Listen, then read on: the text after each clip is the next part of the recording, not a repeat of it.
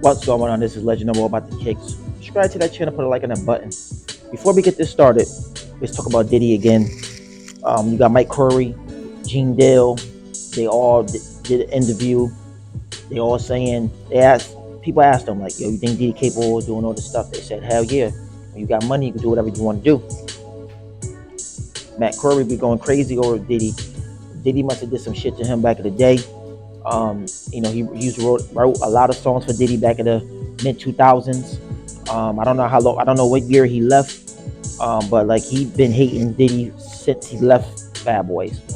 I don't know what Diddy did to him, and Gene Dale, he been getting on Diddy for the last 5 or 6 years.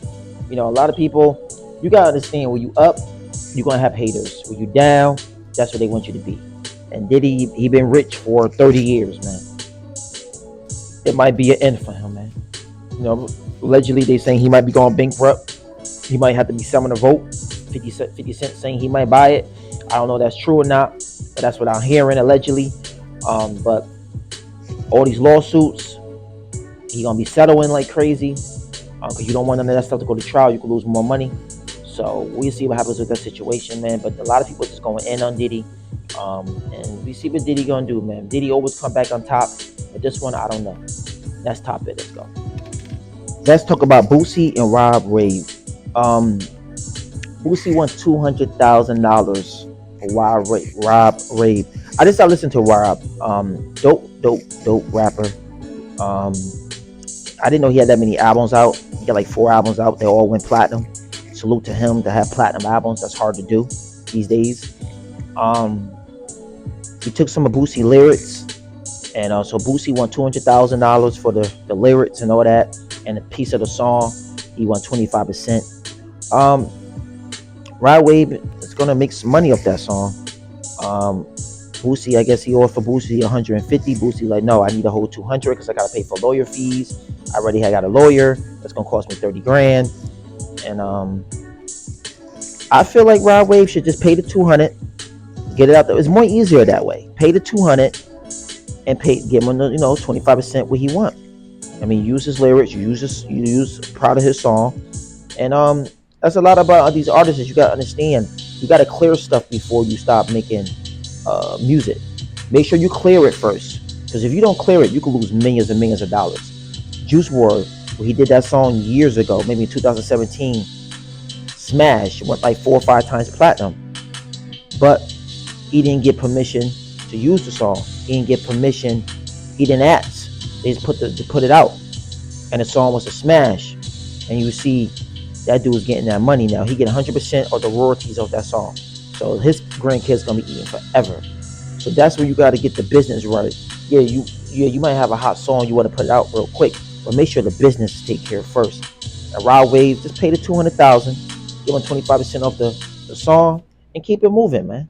I mean, you got mad money. You touring. You know what I'm saying? You got 4 platinum albums actually, and so you can't be broke. And now you signed a messed up deal. That's your fault. But like I said, I like Rod Wave. He dope. I hope him and Boosie can work that out, man. Because stealing songs for people or stealing their lyrics is not a cool thing. That's just my opinion. I don't want nobody stealing my lyrics. I don't want nobody stealing my music. If you want to steal my beats or whatever, ask me, pay me. You know what I'm saying? So that's the only thing Boosie has to have is get his money. Now watch this video that Boosie talking about the situation. Let's go. Give me 200,000 and 25% of the record going forward, and I'm not gonna sue you or nothing. Cause you done already made money off my thing, and you done made people choose sides in the industry. You done affected me in that way also. This dude thought I was gonna tell him 2 million. That's what he thought I was gonna tell. No, I'm not gonna tell you 2 million. I don't own 100% of it. Give me 200 grand, bro, and 25% of the record, bro. Dude was like, man, okay, bro. Can I meet you halfway with 150? I'm like, bro, I gotta get the 200. I'm already spending 30 to my lawyer to sue you. Cause I told Rob, I say, Rob, bro, He was saying he was a fan. We was on the phone. He like, I'm a fan, bro. I'm like, bro. Well, if you, I blame the label. I say, well, I blame the label more than I blame you. You could have called me, but I blame the label because they knew. He said, man, I was supposed to tell the label. That's what he said, man, I was supposed to tell the label. No, the label knew too. So like, I try to work with it. No, my boy Luda getting that money. 2 Chainz getting that money. Well, he was on the Nori show.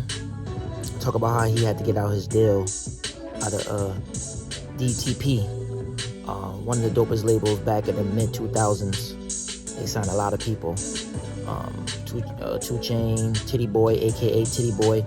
That was his name till he went solo and changed his name to 2 Chainz. His name is 2 Chainz Titty Boy altogether, but he took the Titty Boy thing out and just kicked the 2 Chainz.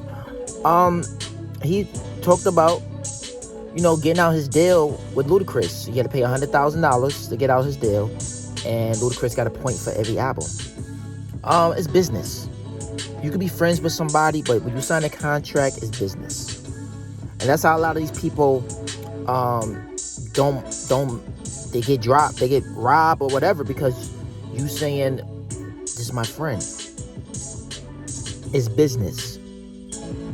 I don't think 2 Chainz should have put it out, because you and Ludacis been mad friends for years. You've been with TBT for a long time. Disturbing the Peace for a long time. Since 2001, you've been with them dudes. Album didn't come out until 2007. Did pretty good on the charts. Then you came out again, I think, in 2009. The second album didn't do that good. You went and do your own thing. Salute to you for that. 2 Chainz took off.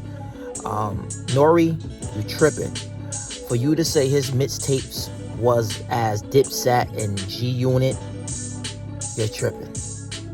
I like 2 Chainz. I think 2 Chainz can rap. I really didn't thought he was gonna make it by himself. I'm not gonna lie to you. He proved me wrong. But his mixtape era, it was good. But it wasn't better than no Dipset. It wasn't better than no Jeezys. It wasn't better than no motherfucking none of that. So you tripping, Nori. You gotta stop dick riding too much, man. But like I said, Ludacris was kind of like, not disappointed, but he was like, you know, you should just kept that business to yourself. You didn't have to tell nobody about that. It's only $100K. I know $100K, people can say that's a lot, that's not a lot of money. But $100K at that time right there is nothing. You know what I'm saying? You can't just let people off the label for free. Some people do that. But if you put a lot of money into somebody, you gotta get some of that money back. But anyway, subscribe to the channel. If you watched that Nori, Dream Camp's interview with 2 Chainz, it was dope. But I feel like 2 Chainz should have kept that to himself. But 2 Chainz been saying that for the last 10 years. It's not like he haven't been saying that. He started saying that, well, when he signed his deal with Def Jam. So we've been holding this story already. It's old. But anyway, subscribe to the channel. Put a like on the button. We out.